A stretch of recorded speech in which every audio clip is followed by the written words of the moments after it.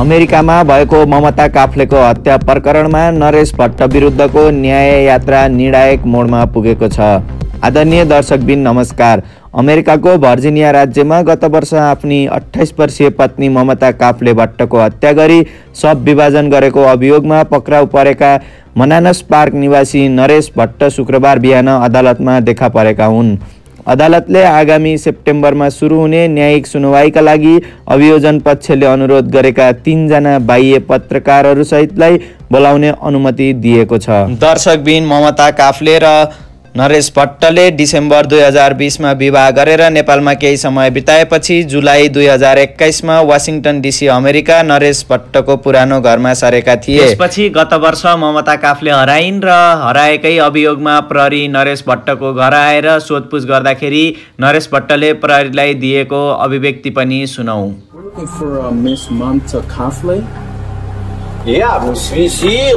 On Wednesday she left and then she says she gonna go either New York or Texas, and then she left she had the phone and then she destroyed that phone and then she left. Did she say why she left?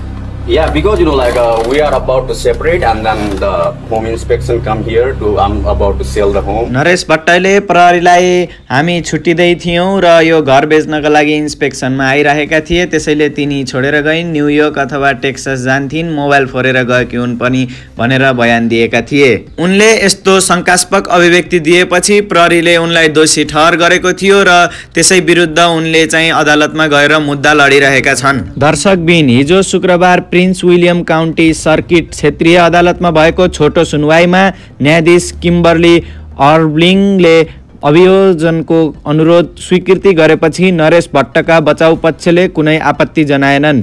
ती साक्षीहरूमा Washington DC स्थित WHA का पत्रकार Rafale Sanchez cruise र केटी लुसो रहेका छन्, जसले नरेश भट्टलाई पक्राउ हुनु अघि उनको मनानस स्थित घरमै पुगेर अन्तर्वार्ता पनि लिएका थिए। भट्टले लुसोलाई ममता हराएको बताएका थिए। तेस्रो साक्षी हुन् सच्ची मैनाली। उनी नेप्लिज केही वर्ष सम्पादककै भूमिकामा सेवा गरेकी थिइन्। उनले नरेश भट्ट सहित उनको परिवार र साथीहरूका अन्तर्वार्ता लिएकी छिन् र अदालतमा साक्षी दिन बोलाइएको उल्लेख गरेकी छिन्।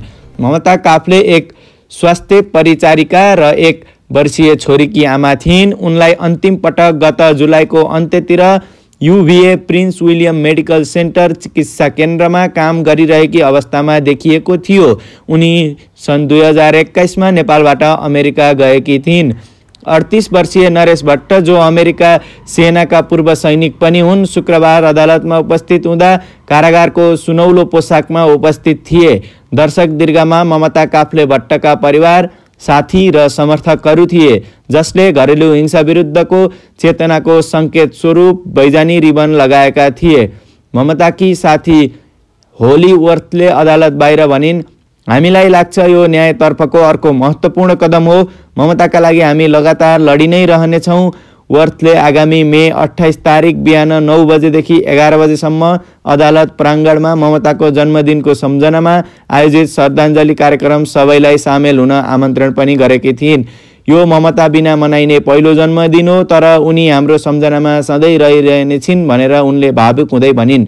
प्रहरीका अनुसार नरेशले पत्नीको हत्या गरी उनको शवलाई टुक्राएर फोहोर टोकरीमा फालिदिएका थिए। पछि ममताको रगत भेटिएपछि निर्णायक मण्डलले उनलाई पहिलो श्रेणीको हत्याको अभियोग दोषी ठहर गरेको हो। नरेश भट्टको अर्को सुनवाई अगस्त 27 मा तोकिएको छ भने सेप्टेम्बर 8 मा उनको निर्णायक मण्डल बयान हुने तय भएको छ।